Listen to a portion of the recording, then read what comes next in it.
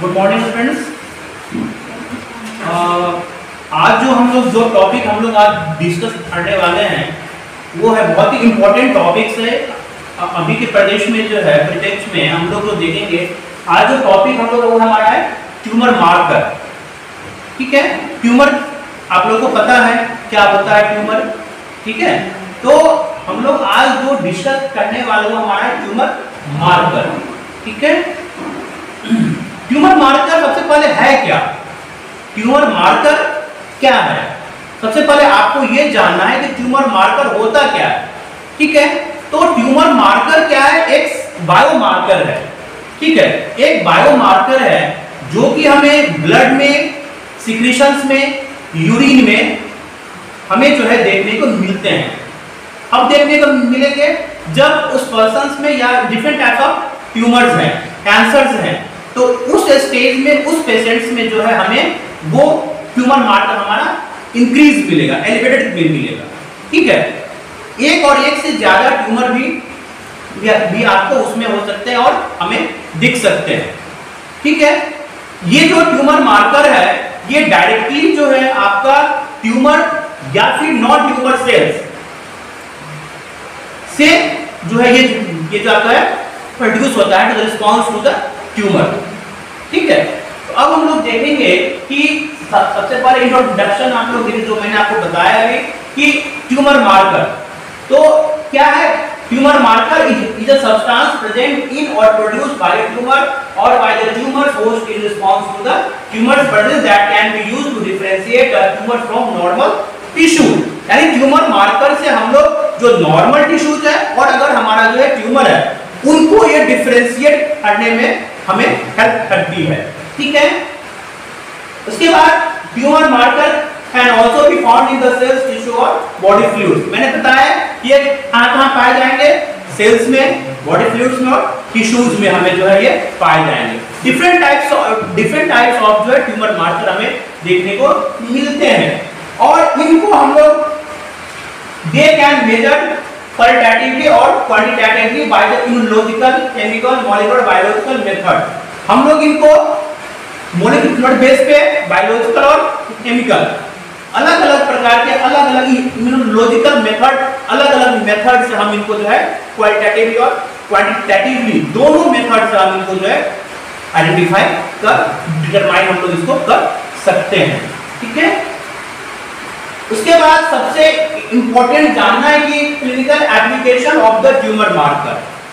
Tumour marker का application है क्या? ये बहुत इंपॉर्टेंट है क्योंकि हम जो है कोई भी टेस्ट लगाएंगे तो सबसे पहले हमें उनका एप्लीकेशन जानना जरूरी है। ठीक है, तो the potential usages of tumour markers are as follows. सबसे पहला क्या है? Clinical staging of the cancer.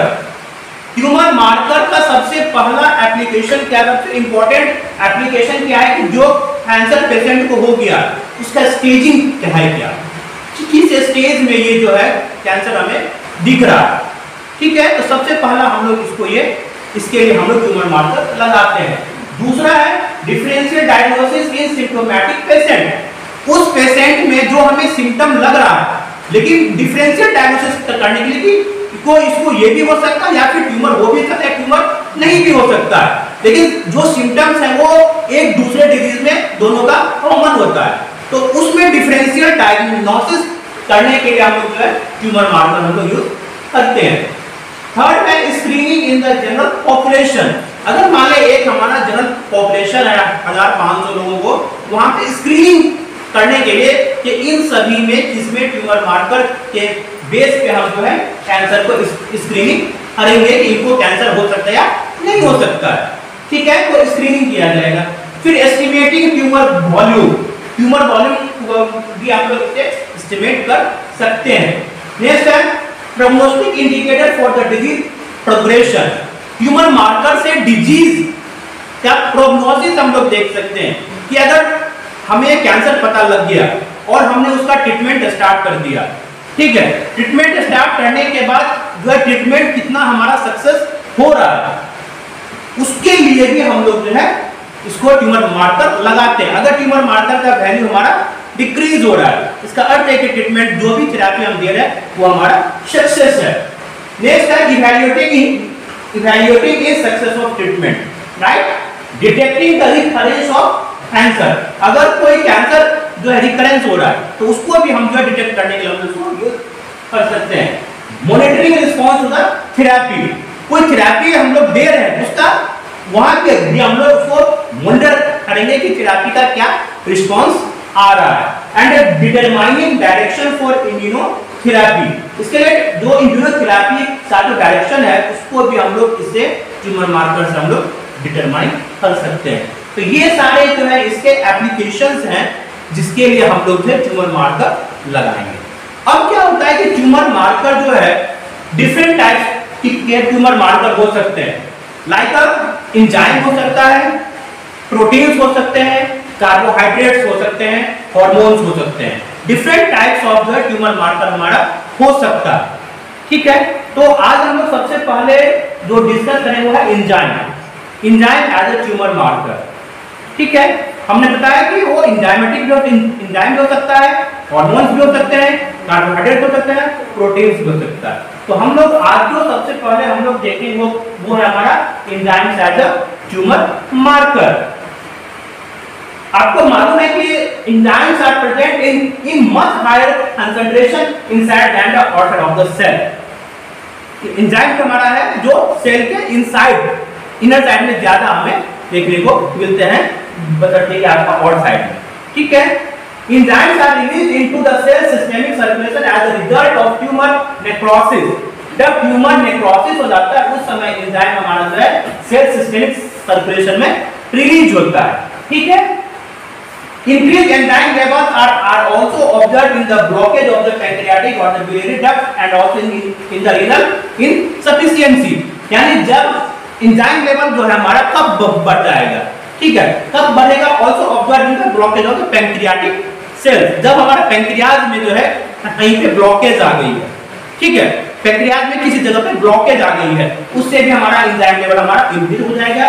या फिर बिलियरी डक्ट्स में जो बाइल डक्ट है हमारा उसमें जो है कहीं पे ब्लॉकेज आ गई है, या फिर रीनल इनसफिशिएंसी जो हमारा किडनी है उसमें भी कहीं पे ब्लॉकेज आ गई है। तो ब्लॉकेज की स्थिति में जो है जहां जहां होता है इन सारे में पैंक्रियाटिक में, बिलियरी डक्ट में एंड रीनल इनसफिशिएंसी में एंजाइम लेवल हमारा इंक्रीज रहेगा, राइट। अब जो सबसे पहला जो हमारा ट्यूमर मार्कर है एज अ एंजाइम के रूप में सबसे पहला मार्कर जो सबसे कॉमन होता है वो हमारा है एल्कलाइन फॉस्फेटेज। एल्कलाइन फॉस्फेटेज को हम लोग ALP भी बोलते हैं, ठीक है। Elevated levels of ALP are seen in the primary और सेकेंडरी लीवर कैंसर। एल्कलाइन जो फॉस्फेटेज है वो सबसे ज्यादा इसका वैल्यू बढ़ जाएगा, एलिवेट करेगा। किस कंडीशन में? प्राइमरी और सेकेंडरी लीवर कैंसर में।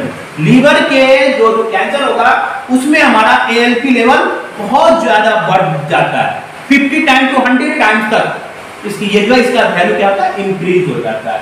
इट्स लेवल में be helpful in the evaluating metastatic cancer with bone और द लीवर इन्वॉल्वमेंट। इसके अलावा जो मेटास्टैटिक कैंसर है बोन के साथ या फिर लीवर इन्वॉल्वमेंट में, इसका लेवल भी देखने में ये हमें हेल्पफुल करता है, ठीक है। उसके बाद है हमारा जो सेकंड हमारा है वो है हमारा सीके मतलब क्या हुआ? Creatinine kinase.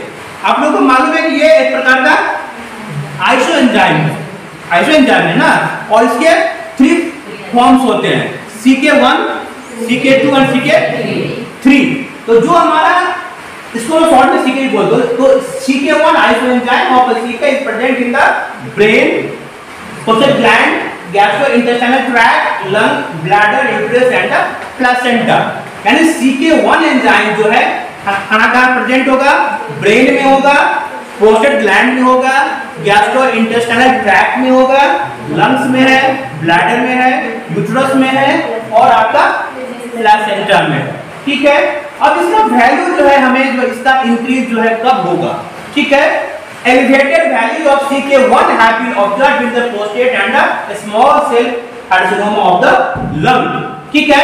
CK1 का जो वैल्यू है, जो आपका एलिवेट करेगा, जो इसका लेवल है CK का वैल्यू जो एलिवेट होगा, वो हमें जो है आपका मेनली दो जगह पे हमें देखने को मिलेगा। एक हमारा कहां देखने को मिलेगा, प्रोस्टेट के कैंसर में, दूसरा small cell carcinoma of the lung. इन दोनों जगहों पे जो है CK1 का वैल्यू इंक्रीज रहेगा। इसके अलावा it also may be elevated in the malignancy of the breast, colon, ovary and the stomach. इसके अलावा अगर हमारे पास जो है ब्रेस्ट का कैंसर हो गया है, या कोलोन का कैंसर है, या ओवरी का है, या फिर स्टमक का है, इन स्थिति में भी, इस कंडीशन में भी हमें जो है CK1 का लेवल जो है हमारा बढ़ा हुआ मिलेगा। ठीक है। नेक्स्ट हमारा है, तो हमने सबसे पहले एल्कलाइन फॉस्फेटेज को देखा, सेकेंड हमने CK1 को, और थर्ड हमारा क्या है, लैक्टेट डिहाइड्रोजिनेज LDH, जिसे शॉर्ट में हम लोग बोलते हैं LDH। Elevated values of serum LDH are observed in the cancer of liver. Liver का जो कैंसर होगा उसमें LDH की लेवल क्या होगा, हमारा बढ़ा हुआ दिखेगा। उसके अलावा एक्यूट ल्यूकीमिया, अगर किसी पर्सन को एक्यूट ल्यूकीमिया है, उस कंडीशन में भी हमारा LDH लेवल बढ़ा हुआ होगा। ब्रेस्ट का अगर किसी को कैंसर है, उसमें भी colon cancer, stomach cancer and lung cancer, इन सभी कैंसर्स में स्टेज में हमारा जो है LDH का लेवल क्या होगा, बढ़ा हुआ नजर आएगा। इसके अलावा the serum LDH level has been shown to correlate with the tumor mass in solid tumor and provide a prognostic indicator for disease of progression। Disease के प्रोग्रेशन में भी ये हमें हेल्प करता है। इसके अलावा LDH5 जो है, ये हमारा स्पाइनल फ्लूइड में पाया जाता है, और सेंट्रल नर्वस सिस्टम में कोई मेटास्टैसिस तो नहीं हुआ, उसके लिए भी हम लोग इसको देखते हैं। The elevation of phosphoenzymes LDH5 in spinal fluid may be an early indication of central nervous system metastasis। ठीक है। तो इन सभी कैंसर्स के लिए ये भी LDH एक प्रकार का जो है बहुत ही बायोमार्कर, टूल बायोमार्कर है। ठीक है। उसके बाद है हमारा पैप मतलब क्या हुआ, प्रोस्टेटिक एसिड फॉस्फेटेज। ये भी एक बहुत इंपॉर्टेंट जो हमारा ट्यूमर मार्कर है। Elevated value of serum PAP are seen in the prostatic cancer. Prostatic cancer, prostate का जो कैंसर होगा उसमें ये टेस्ट बहुत इंपॉर्टेंट होता है। उसमें हम लोग पैप टेस्ट का लेवल क्या होगा, हमारा एलिवेट होगा। ठीक है। इसके अलावा in other malignant condition such as multiple myeloma, अगर किसी का मल्टीपल माइलोमा है, उसमें भी पैप का लेवल क्या होगा, बढ़ा हुआ होगा। Bone metastasis of other cancers and osteogenic sarcoma, इन सभी स्टेजेस में भी are also high level of serum PAP are observed. यानी आपका मल्टीपल माइलोमा में, बोन मेटास्टेसिस में, and cancers and in the osteogenic sarcoma, इन सभी स्टेज में भी जो है PAP की वैल्यू क्या होगा, हमारा इंक्रीज हमें देखने को मिलेंगे। तो अभी तक हमने ये जाना कि जो enzyme as a tumour marker, हम लोगों ने सबसे पहले पढ़ा एल्कलाइन फॉस्फेटेज, फिर पढ़ा हमने थ्रेटनिन काइनेज CK, फिर पढ़ा हमने LDH एंड पैप। तो ये जो हमारा है, ये तीन चार जो है बहुत ही इंपॉर्टेंट है हमारा कैंसर्स को डिटेक्ट करने के लिए। ठीक है।